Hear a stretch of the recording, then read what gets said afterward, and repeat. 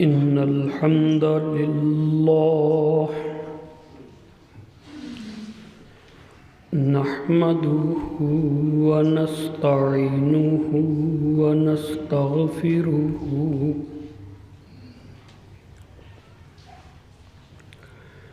ونعوذ بالله من شرور أنفسنا ومن سيئات أعمالنا من يهده الله فلا مضل له ومن يضلل فلا هادي له وأشهد أن لا إله إلا الله وحده لا شريك له وأشهد أن محمدًا عبده ورسوله اللهم صل على محمد وعلى آل محمد كما صليت على إبراهيم وعلى آل إبراهيم إنك حميد مجيد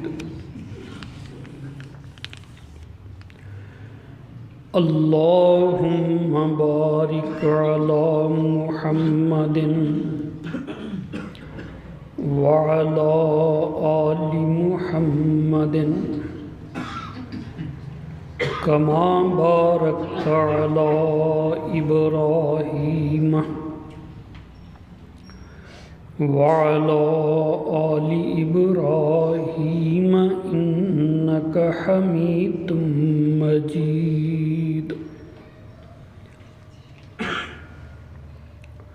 رب اشرح لي صدري ويسر لي أمري واحلل عقدة من لساني يفقهوا قولي رب زدني علما أما بعد فإن خير الحديث كتاب الله وخير الهدي هدي محمد صلى الله عليه وسلم وشر الأمور محدثاتها وكل محدثة بدعة وكل بدعة ضلالة وكل ضلالة في النار أعوذ بالله السميع العليم من الشيطان الرجيم بسم الله الرحمن الرحيم أولم يروا أن الله يبسط الرزق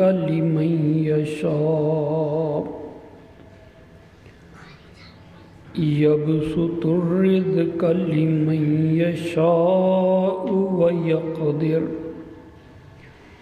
إن في ذلك لآيات لقوم يؤمنون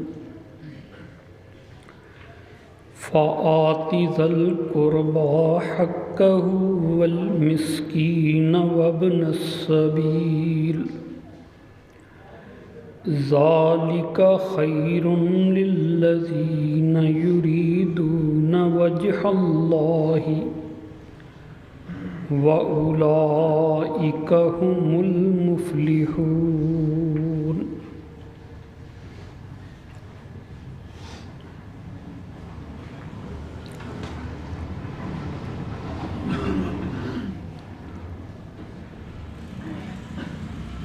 اللہ کریم کی ذات ہر عیب اور نقص سے پاک ہے، نہایت مہربان اور مخلوق کے اوپر فضل فرمانے والا اللہ ذو الجلال والاکرام ہے۔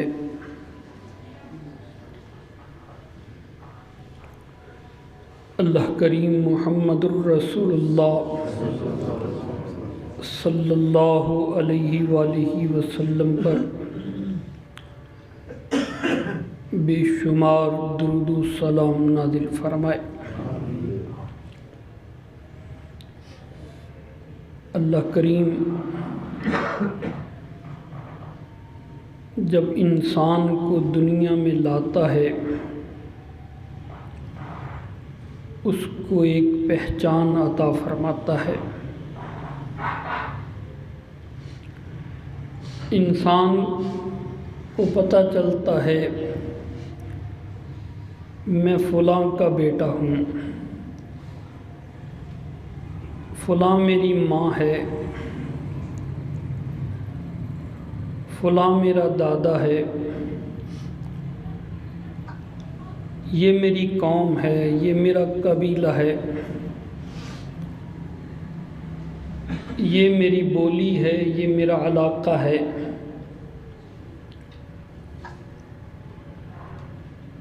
پھر اس کو یہ بھی پتہ چلتا ہے کہ میرے باپ کی وجہ سے یہ میرے اور بہن بھائی بھی ہیں۔ پھر پتہ چلتا ہے کہ باپ کے بھائی بھی ہیں، میرے چچا بھی ہیں، میری پھوپھیاں بھی ہیں۔ ماں کی وجہ سے اس کے نانا بھی ہیں، نانی، ننیال، اور اس کے ماموں اور اس کی خالہ۔ یہ اللہ کی طرف سے رشتے بنائے ہوتے ہیں۔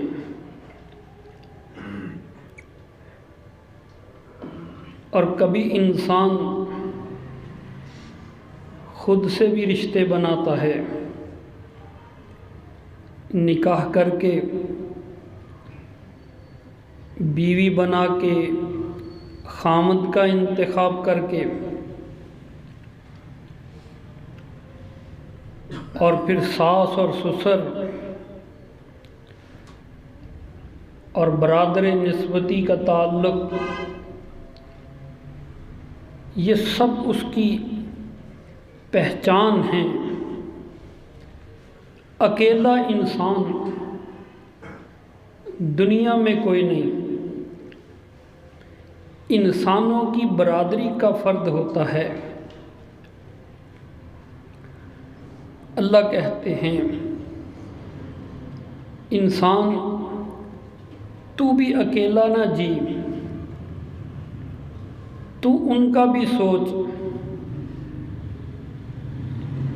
جن کا نام تیرے نام کے ساتھ لگتا ہے، جن کا خون تیرے خون جیسا ہے، جو تیرے رشتہ دار کہلاتے ہیں، تیرے چچا یا ماموں کہلاتے ہیں، تیری بہنیں یا بھائی کہلاتے ہیں۔ تجھے میں رزق دیتا ہوں، اپنا فضل عطا کرتا ہوں، تیری ذات کا حق ہے، لیکن بانٹنا بھی سیکھ، رشتہ داروں کو بھی دے، مال بھی دے، محبتیں بھی بانٹ، احساس بھی کر ان کا، دکھ کا سکھ کا ساتھی بھی بن ان کا۔ یہ بڑی نیکی کا کام ہے۔ اللہ احکم الحاکمین سورۃ الروم میں فرماتے ہیں، آیت نمبر 37 اور 38 ہے۔ اللہ فرماتے ہیں، اولم یروا ان اللہ یبسط الرزق لمن یشاء ویقدر، کیا لوگ نہیں دیکھتے رزق کے خزانے رب کے ہاتھ میں ہیں، جس کے لیے چاہے رزق کھلا کر دے اور جس کے لیے چاہے رزق تنگ کر دے۔ یہ رزق کا کھل جانا، رزق کا تنگ ہو جانا، ان فی ذالک لآیات لقوم یؤمنون، ایمان والوں کے لیے اس میں اللہ کی نشانیاں ہیں، اللہ کی نشانیاں ہیں۔ تو پھر اے بندہ خدا، فآت ذی القربی حقہ، اپنے قریبی رشتہ داروں کو ان کا حق دے دو، اور جو لوگ پسے ہوئے مجبور ان کو بھی دے دو، والمسکین وابن السبیل، مسکینوں کو بھی دو، مسافروں کو بھی دو، ذالک خیر للذین یریدون وجہ اللہ، یہ بہترین ہے ان لوگوں کے لیے جو اللہ کی رضا چاہتے ہیں۔ اللہ اکبر۔ یہاں ایک ترجمہ اور بھی ہے، حافظ صاحب نے لکھا ہے، ذالک خیر للذین یریدون وجہ اللہ، یہ خیر ان لوگوں کے لیے ہے جو اللہ کا چہرہ دیکھنے کی امید رکھتے ہیں۔ اللہ اکبر۔ ترجمہ دیکھا میں نے، مزید دیکھا، حافظ ابن کثیر نے بھی یہ نقل فرمایا۔ ہم نے تو یہ سنا کہ الغایۃ القصویٰ، سب سے بڑا مقصد زندگی کا، الغایۃ القصویٰ، سب سے بڑا مقصد زندگی کا، انسان کا، ایمان والے کا، اللہ کی ذات ہے، اللہ دکھائی دے۔ تو فرماتے ہیں یہ کام کرنے والے کو اللہ جنت میں اپنا دیدار، اپنا چہرہ مبارک دکھا دے گا۔ اللہ، کیا کرنا ہے؟ قریبی رشتہ داروں کو بھی دے دو، مسکینوں کو بھی دے دو، مسافروں کو بھی دے دو، اللہ کے دیے میں سے دے دو۔ رزق تنگ کرنا بھی اس کا کام، رزق کھولنا بھی اس کا کام۔ ساری بات محنت پہ نہیں آتی، نصیب میں اوروں کا نصیب بھی شامل کر لو، نصیب کھل جائے گا۔ جس کو عقل ہے وہ سمجھتا ہے۔ اللہ نے کہا اس میں نشانیاں ہیں عقل والوں کے لیے۔ رسول کریم صلی اللہ علیہ وآلہ وسلم فرماتے ہیں، سیدنا ابو ہریرہ رضی اللہ تعالی عنہ اس حدیث کے راوی، صحیحین کی حدیث، عن ابی ہریرہ رضی اللہ تعالی عنہ قال قال رسول اللہ صلی اللہ علیہ وآلہ وسلم، من سرہ ان یبسط لہ فی رزقہ وینسأ لہ فی اثرہ فلیصل رحمہ، جو بندہ یہ پسند کرتا ہے ان یبسط لہ فی رزقہ، اللہ اس کو کھلا رزق عطا فرما دے، وینسأ لہ فی اثرہ، اور اس کے جانے کے بعد لوگ اس کا اچھا ذکر کریں، فلیصل رحمہ، چاہیے کہ وہ اپنے رشتہ داروں کے ساتھ اچھا سلوک کیا کرے۔ ینسأ لہ فی اثرہ کے دو ترجمے کیے گئے، مرنے کے بعد لوگ اس کا اچھا ذکر کریں، ایک ترجمہ۔ دوسرا ترجمہ کیا گیا کہ اللہ اس کی عمر میں برکت فرما دے، عمر لمبی ہو جائے، اللہ دونوں ہی عطا فرما دے۔ ہم نے سمجھا یہ رشتہ دار شریکہ ہوتا ہے، ہماری خوشیاں نہیں دیکھ پاتے، ہر وقت تنقید کرتے رہتے ہیں، جلتے ہیں ہم سے، کڑتے ہیں، یہ ذہنوں میں چیز بیٹھی ہوئی ہے، حسد ہے، بغض ہے، فیملی کے اندر، خاندان کے اندر سازشیں چلتی ہیں، باتیں بناتے ہیں، سب چیزیں اپنی جگہ، مگر کسی کے منہ کے لیے نہیں ہے، کسی کی خاطر نہیں ہے، کسی کو خوش کرنے کے لیے نہیں ہے، صرف اپنے رب کو راضی کرنے کے لیے۔ اپنے بھائیوں سے اچھا سلوک، اپنی بہنوں سے اچھا سلوک، اپنے چچا سے اچھا سلوک، اپنے ماموں سے اچھا سلوک، اپنی برادری سے اچھا سلوک، کوئی صلہ نہیں، کوئی بدلہ نہیں، کوئی دینے کے بعد لینے کی امید نہیں، اللہ کی رضا کے لیے، اللہ میری قسمت میں تو نے یہ لکھے ہیں، میں دنیا میں آیا، میری پہچان یہ بن گئے ہیں،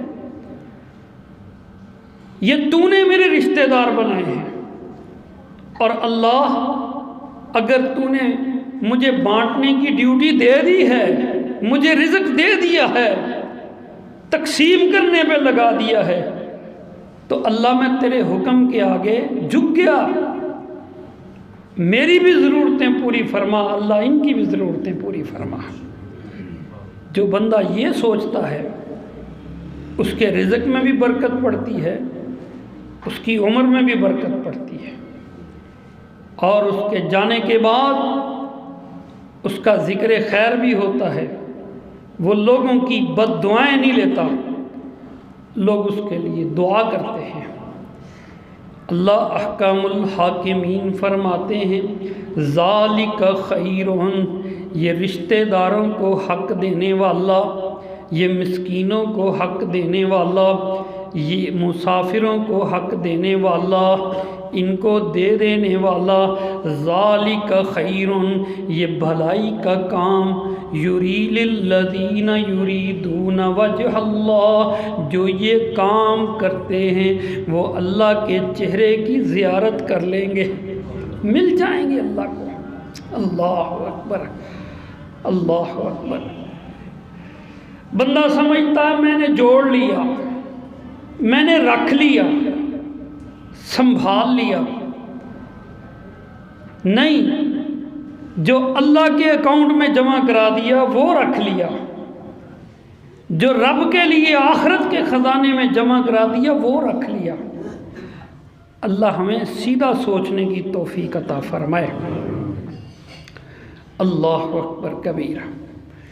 نبی کریم محمد الرسول اللہ صلی اللہ علیہ وآلہ وسلم غزوہ بنو مستلق کے لیے چلے۔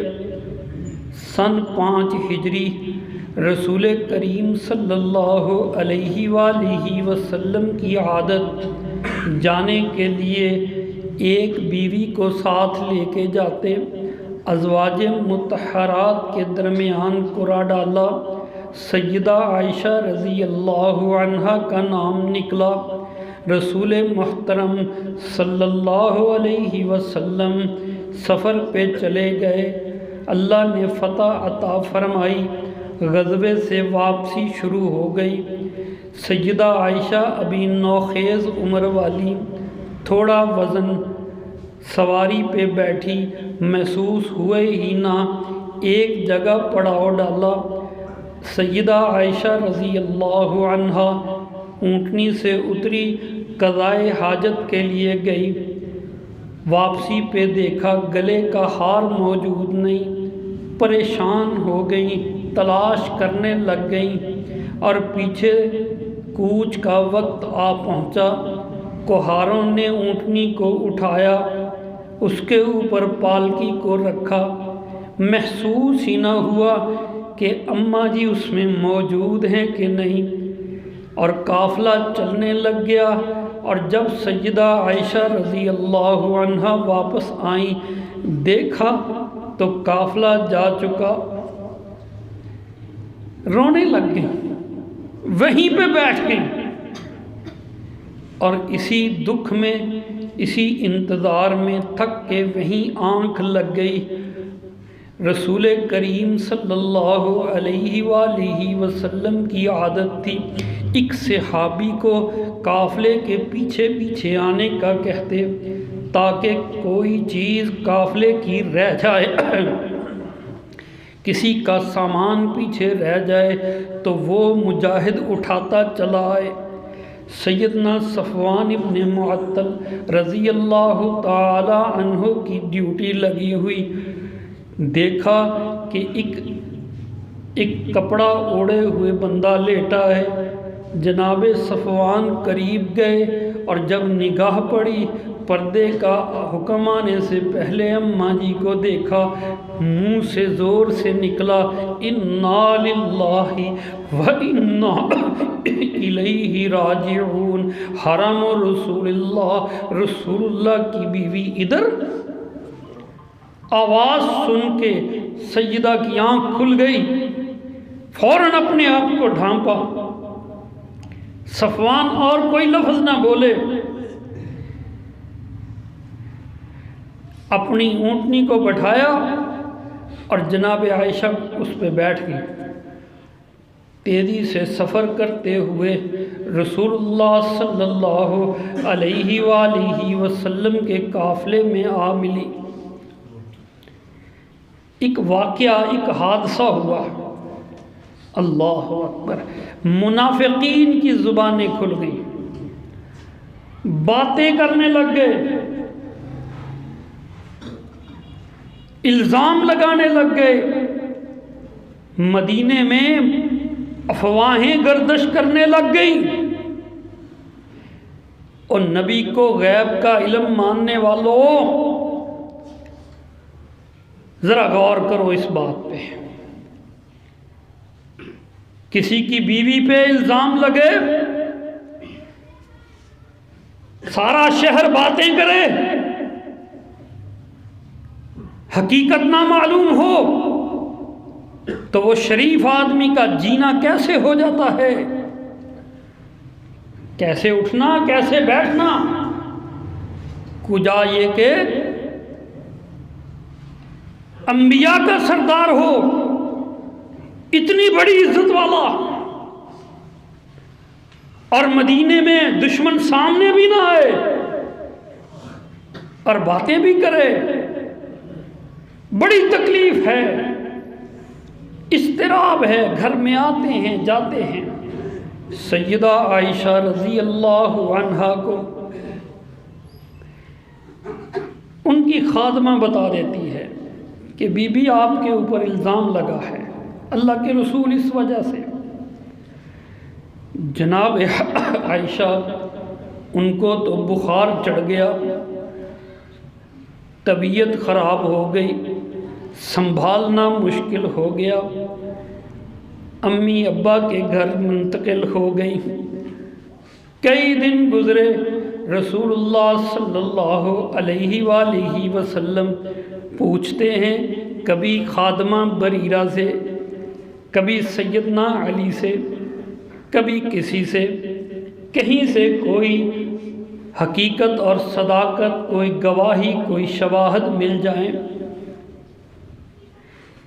پھر اپنے جناب ابو بکر کے گھر تشریف لے گئے، سیدہ سے پوچھنے لگے، اے اللہ کی بندی، غلطی ہو جاتی ہے، اقرار کر لو، معافی مانگ لو، اللہ معاف کرنے والا۔ جناب عائشہ کے دل پہ کیا گزری ہوگی، اور نبی کو غیب کا علم ماننے والوں سوچو تو صحیح، جناب عائشہ اپنے ابا کی طرف دیکھتی ہیں، قربان جائیے ابو بکر کی وفاداری پہ۔ بیٹی گھر آئی بیٹھی، مگر مجال ہے کہ نبی کے بارے میں کوئی ایک لفظ بھی بولتے ہوں، نظریں جھکا لی، سر جھکا لیا۔ اس مسئلے پہ بھی اپنے نبی کے سامنے بولنا نہیں ہے، ایسے ہی نہیں ساری امت میں سے افضل بن گئے۔ والدہ ام رومان کی طرف دیکھا، ماں نے بھی سر جھکا لیا۔ پھر سیدہ فرماتی ہیں، میں وہی کہوں گی جو یعقوب علیہ السلام نے کہا تھا، انما اشکو بثی و حزنی الی اللہ، میں اپنے غم کی فریاد اللہ کے پاس ہی کرتی ہوں۔ بہت سے لوگ ہوتے ہیں جن کے دل کا حال کوئی نہیں جانتا، عرش والا جانتا ہے۔ اندر دکھ کیسے ہیں بندے کے اندر، وہ ذات رحم کرنے والی جانتی ہے۔ بندہ مشکل نہیں ٹالتا، مشکلیں پیدا کرتا ہے۔ مشکل ٹالنے والا، مشکل ہٹانے والا اللہ عرش والا ہے۔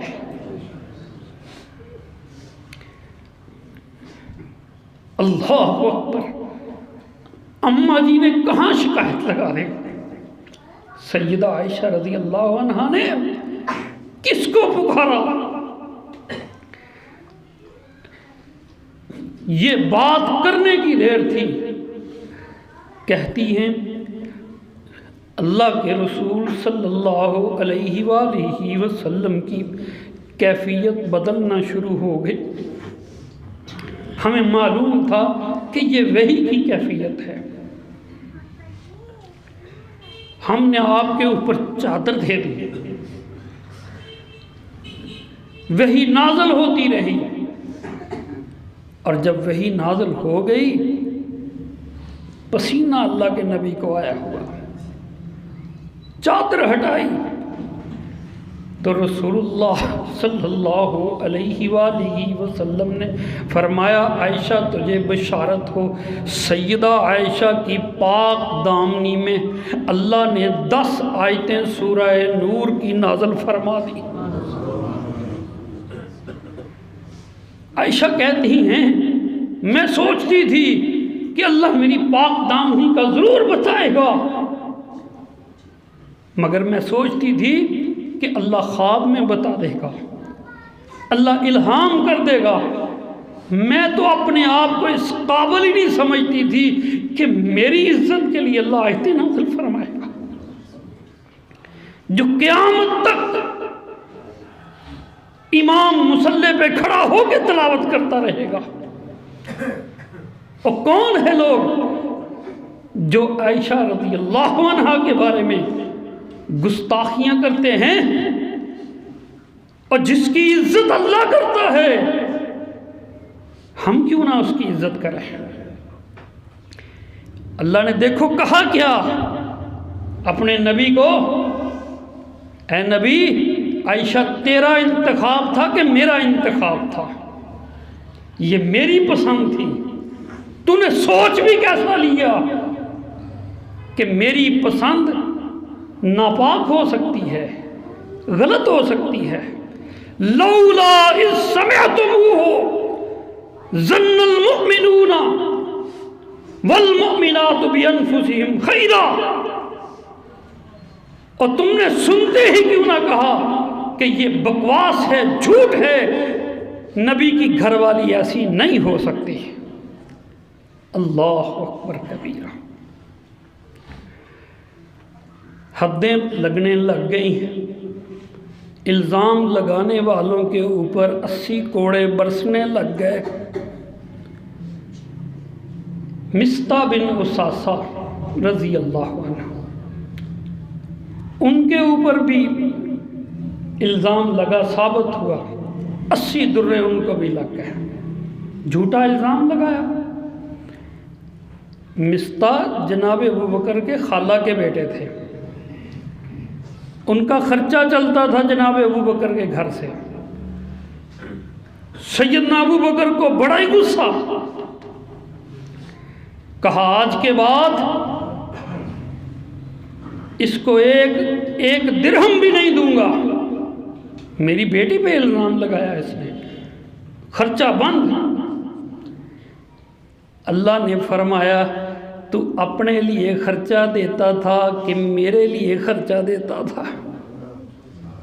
بتا تو صحیح نا، میری رضا کے لیے دیتا تھا تو بند کیوں کیا؟ بیٹی کی محبت میری محبت سے غالب آ گئی۔ اللہ، بڑا مشکل مرحلہ ہوتا ہے۔ ہمیں تو کوئی برا کہہ جائے زندگی بھر اس کی طرف دیکھتے نہیں ہیں۔ یہ کلیجہ ابو بکر کا تھا، یہ دل ابو بکر کا تھا۔ اللہ احکام الحاکمین نے فرمایا وَلَا يَأْتَلِ أُولُو الْفَضْلِ مِنْكُمْ وَالسَّعَةِ أَنْ يُؤْتُوا أُولِي الْقُرْبَى وَالْمَسَاكِينَ وَالْمُهَاجِرِينَ فِي سَبِيلِ اللَّهِ وَلْيَعْفُوا وَلْيَصْفَحُوا أَلَا تُحِبُّونَ أَنْ يَغْفِرَ اللَّهُ لَكُمْ۔ او جس کو ہم نے دیا ہے صاحب حیثیت لوگو، اے ابو بکر تم نے قسم کھا لی کہ ان مہاجروں کو نہ دو گے، ان مسکینوں کو نہ دو گے، یہ قسم اپنی توڑ دو۔ وَلْيَعْفُوا وَلْيَصْفَحُوا، درگزر کر لو، نظر ہٹا لو، چشم پوشی کر لو، اور فیصلے کی بات الا تحبون ان یغفر اللہ لکم، کیا تم کو یہ پسند نہیں ہے کہ تم اس کو معاف کر دو، اللہ تمہیں معاف کر دے؟ کیا یہ نہیں چاہتے کہ تم اس کو معاف کر دو، اللہ تمہیں معاف کر دے؟ جناب ابو بکر فرمانے لگے واللہ احب ان یغفر لی ربی، اللہ کی قسم مجھے پسند ہے کہ میرا رب مجھے معاف کر دے۔ اور فرمایا جب تک میری زندگی ہے مصطح بن اساسہ کا خرچہ بند نہیں ہوگا، پہلے سے بھی دگنا کر دیا۔ جنت کا سودا کرتے ہیں یہ لوگ۔ ہم نے سمجھا یہ سارے کزن شریکہ ہوتے ہیں، یہ سارے چچا کے بیٹے شریکہ ہوتے ہیں، یہ رشتہ دار بچھوؤں کی طرح ہوتے ہیں۔ اللہ نے کہا ان رشتہ داروں سے اچھا سلوک کرو، جنت ملتی ہے، حسن سلوک کرو، اللہ راضی ہوتا ہے، ان کو دے دو، اللہ تمہیں اپنا دیدار عطا فرما دے گا۔ اللہ اکبر۔ نبی کریم محمد الرسول اللہ صلی اللہ علیہ وآلہ وسلم کے صحابی سیدنا جبیر بن مطعم رضی اللہ تعالی عنہ روایت فرماتے ہیں، امام مسلم رحمۃ اللہ علیہ اس حدیث کو الجامع صحیح مسلم میں نقل فرماتے ہیں، ان جبیر بن مطعم رضی اللہ عنہ قال قال رسول اللہ صلی اللہ علیہ وآلہ وسلم لا يدخل الجنت قاطع رحیم، اللہ کے رسول صلی اللہ علیہ وسلم نے فرمایا رشتہ داریاں توڑنے والا جنت میں داخل نہیں ہوگا۔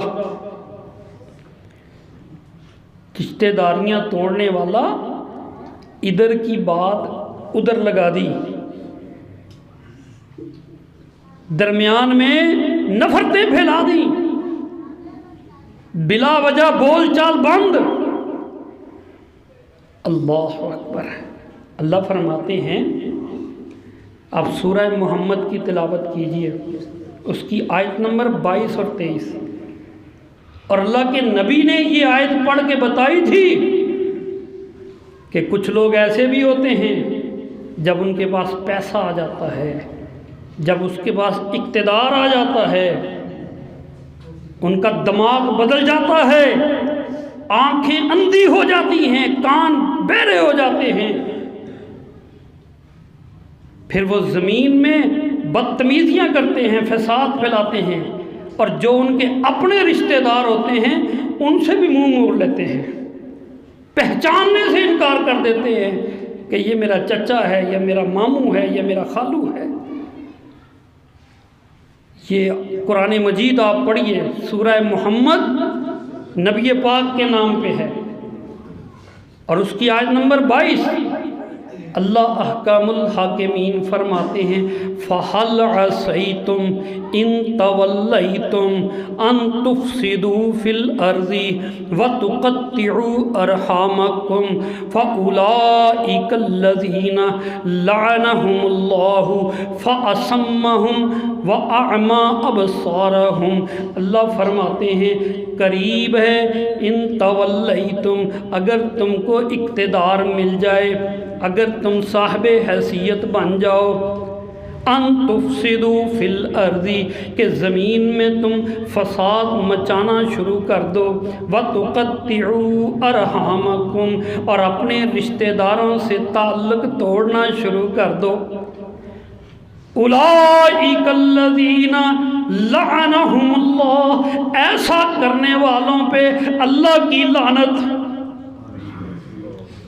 فَأَصَمَّهُمْ، اللہ نے ان کو بہرا کر دیا، فَأَعْمَى أَبْصَارَهُمْ، اللہ نے ان کی آنکھوں کو اندھا کر دیا۔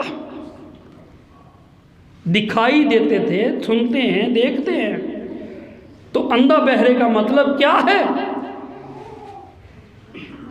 کہ سب کچھ سنتے ہیں، اللہ کی بات نہیں سنتے، سب کچھ دیکھتے ہیں، جو اللہ دکھانا چاہتا ہے وہ نہیں دیکھتے، یہ اندھے بہرے ہو گئے ہیں، ان کو اقتدار مل گیا، ان کو پیسہ مل گیا، اور ان کی عقل کے اوپر پردے پڑ گئے، ان کو شیطان نے کس رستے پہ لگا دیا، ان کا تو مزاج ہی بدل گیا، زمین میں فساد پھیلانے لگ گئے، اور جو اپنے ہی رشتہ دار تھے ان سے تعلق توڑنے لگ گئے۔ اللہ کہتے ہیں لعنہم اللہ، ان کے اوپر اللہ کی لعنت ہے۔ استغفر اللہ۔ قرآن مجید پڑھے تو بندہ ہل جاتا ہے، ہم نے تو شاید پڑھنا ہی چھوڑ دیا ہے، سمجھنا ہی چھوڑ دیا ہے۔ سیدنا جبیر بن مطعم رضی اللہ تعالی عنہ روایت فرماتے ہیں اللہ کے نبی نے فرمایا قطع تعلقی کرنے والا، رشتہ داریاں توڑنے والا جنت میں داخل نہیں ہوگا۔ جبیر بن مطعم، ان کے والد کا نام تھا مطعم بن عدی، مکہ کے بڑے سردار۔ اللہ کے نبی طائف چلے گئے تبلیغ کرنے کے لیے، مکے والوں نے نکالا، طائف والوں نے بھی ظلم کیا، واپس مکے کی طرف آئے، خطرہ تھا کہ مکے والے اب انتقام لیں گے، تو آپ نے زید کو، اپنے غلام کو مطعم بن عدی کی طرف بھیجا، تو مطعم اپنے بیٹوں کو لے کے آیا، اپنی برادری کو لے کے آیا، گلے میں تلواریں لٹکائیں، بیت اللہ کے ارد گرد کھڑے ہو گئے، اور اعلان کیا اس نے قریش سن لو، میں نے محمد کو پناہ دی ہے، ہماری لاشوں سے گزر کے جائے گا جس نے اس کو ہاتھ پہ لگایا۔ اللہ اکبر۔ وقت گزر گیا، بدر کی فتح ہو گئی، 72 قیدی، رسول کریم صلی اللہ علیہ وسلم نے فرمایا اگر آج مطعم بن عدی زندہ ہوتا تو مجھے کہتا کہ ان کو آزاد کر دو، تو میں اس کے کہے کی لاج رکھ لیتا۔ دل میں ہے، اچھے سلوک کا بدلہ اچھا سلوک دینا ہے، چاہے کافر بھی اچھا سلوک کرتا ہے، اللہ کے نبی بھولتے نہیں ہیں۔ ان کا بیٹا مطعم ابن عدی کا بیٹا جبیر ابن مطعم رضی اللہ تعالیٰ عنہ ایمان لائے، وہ یہ حدیث بیان کرتے ہیں کہ اللہ کے نبی نے فرمایا لا يدخل الجنت قاطع، جو رشتہ داریاں توڑنے والا وہ جنت میں داخل نہیں ہوگا۔ مسئلے کی سمجھ آ گئی؟ اللہ تعالی ہمیں سمجھ عطا فرمائے، عمل کی توفیق عطا فرمائے۔ لوگ بڑے بڑے خوبصورت ہیں، آج میں آپ کو ایک ایسے خوبصورت جوڑے کا بتاتا ہوں، مکے میں اس سے خوبصورت جوڑا نہیں تھا۔ بندے کا نام ابو لہب تھا اور بیوی کا نام ام جمیل تھا۔ ابو لہب کا نام عبد العزیٰ تھا، لیکن اس کی خوبصورتی کی وجہ سے اس کو ابو لہب کہتے تھے۔ لہب شعلے، جس کی گالیں دہکتی ہوں، اور نمکین رنگت والا، گلابی رنگت والا۔ ہاشمی تھا، اللہ کے نبی کا چچا تھا، خوبصورت تو ہونا تھا، اس وجہ سے اس کو ابو لہب کہا جاتا تھا۔ اور اس کی بیوی کا نام اروا تھا، مگر اتنی خوبصورت تھی کہ سب اس کو ام جمیل کہتے تھے۔ اللہ نے فرمایا تبت یدا ابی لہب و تب، ابو لہب تباہ ہو گیا، جہنم میں چلا گیا۔ اللہ نے یہ بھی فرمایا وَامْرَأَتُهُ حَمَّالَةَ الْحَطَبِ، اس کی بیوی بھی تباہ ہو گئی، وہ بھی جہنم میں چلے گئی۔ اگر خوبصورتی کی وجہ سے کسی نے بچنا ہوتا تو یہ جوڑا بچ جاتا ہے۔ اس بیوی کا کیا قصور تھا؟ اس ام جمیل کا۔ یہ اللہ کے نبی کے پڑوسی تھے، چچی تھی۔ کانت تضع الشوک فی طریق رسول اللہ، اللہ کے رسول باہر نکلتے تھے تو یہ آگے جنگل سے گوکھرو کانٹے اکٹھے کر کے لاتی اور جدھر سے آپ نے گزرنا ہوتا آگے بچھا دیتی تھی کہ آپ کے پاؤں زخمی ہوں۔ اللہ نے فرمایا یہ جہنمی ہے۔ اور میری وہ بیویاں بہنیں بھی سن لیں جو اپنے گھر کی گندگی ہمسایوں کے آگے ڈالتی ہیں، یہ ابو لہب کی بیوی والے کام نہ کیا کریں۔ وہ بھی اپنا کوڑا آپ کے گھر ڈالتی تھی۔ رشتہ داریاں پالنا، رشتہ داریوں کو سنبھالنا اللہ کے نبی نے سکھایا۔ جناب عمر رسول اللہ کے پاس آئے، اللہ کے نبی آپ نے مجھے زکوٰۃ اکٹھی کرنے بھیجا تھا، آپ کے چچا عباس نے زکوٰۃ نہیں دی ہے، یہ بھی صحیح ہے ان کی ہے۔ آپ نے فرمایا عمر عباس کی زکوٰۃ میں ادا کروں گا، فَهِيَ عَلَيَّ وَمِثْلُهَا مَعَهَا، اور دگنی دوں گا۔ اما شعرت ان العم سنو ابی، کیا عمر تمہیں معلوم نہیں کہ چچا باپ کی جگہ پہ ہوتا ہے؟ چچا باپ کی جگہ پہ ہوتا ہے۔ ایک طرف اللہ کے نبی ہے جو کہتے ہیں چچا کا یہ مقام ہے، یہ دین کی برکت ہے، اور دوسری طرف ابو لہب چچا ہے جو کفر والا ہے، اور کافر ہونے کی وجہ سے وہ راستے میں کانٹے بچھاتا ہے۔ ایمان والو، نبی کا طریقہ سیکھو، ابو لہب کا نہیں ہے۔ اللہ ہمیں ان رشتہ داریوں کو سنبھالنے کی توفیق عطا فرمائے، ان کا حقوق ادا کرنے کی توفیق عطا فرمائے۔ آخر دعوانا الحمدللہ رب العالمین۔